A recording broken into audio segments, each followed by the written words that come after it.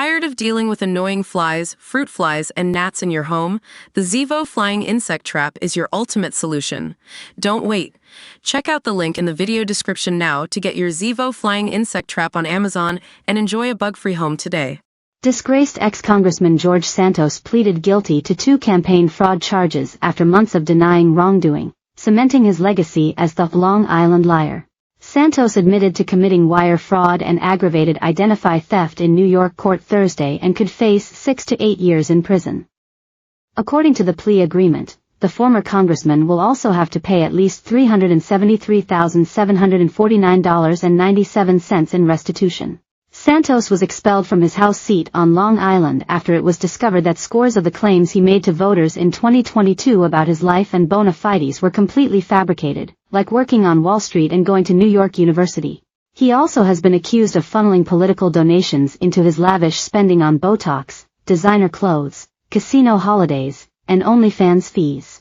After he was thrown out in December, he was replaced by Democrat Tom Suozzi in a special election, leaving Republicans with an even smaller majority. He previously pleaded not guilty to 23 charges in federal court, including identity theft, charging his donors credit cards without their approval, and submitting false campaign reports. But that all crumbled in court Monday, where he tossed in the towel on his years-long charade and admitted to abusing his power and misusing funds.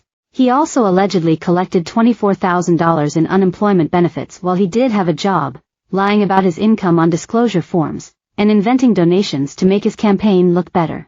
Santos frequently insisted he was innocent, but multiple news outlets reported over the weekend that he planned to plead guilty on Monday, citing sources close to him. His case was supposed to go to trial on September 9 and Santos at a hearing on Tuesday reiterated his not guilty plea.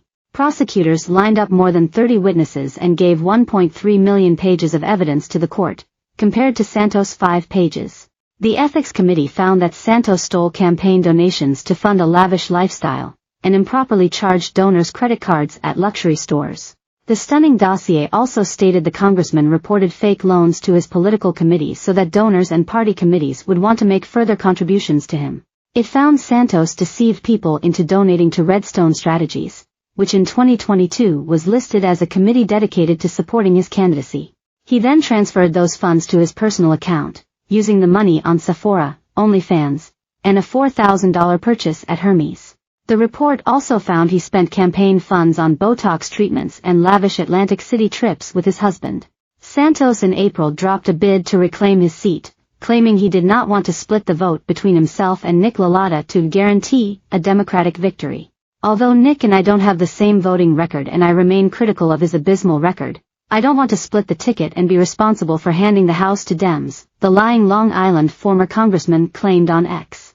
It is clear that with the rise of anti-Semitism in our country we cannot afford to hand the House to Dems as they have a very large issue with anti-Semitism in their ranks, he went on. Staying in this race all but guarantees a victory for the Dems in the race. LaLotta shot back at the news, ChatGPT translation, he's taking a plea deal.